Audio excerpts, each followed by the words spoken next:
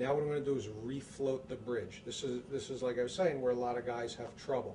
So this ground zero that we established with the block, as soon as I move the block in the back cavity, ground zero is going to move, and we have to find it again because everything's in tune at ground zero.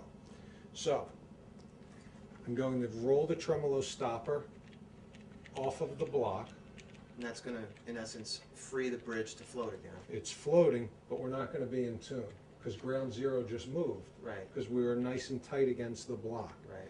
So now the tremolo can move again. How do we find ground zero again? What I'm going to do is I'm going to tune the open A string only while adjusting the spring tension in the back cavity right here. So I'm going to turn the guitar around so I can hold it like this.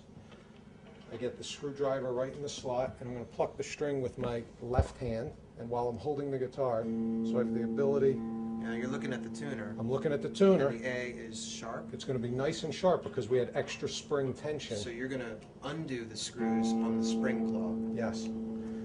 So as I undo the screws, let them out a little bit, I'm watching my tuner. I'm essentially tuning the A string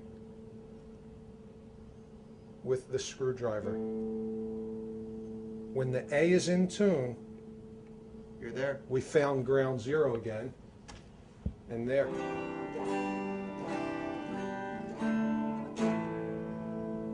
In tune and floating.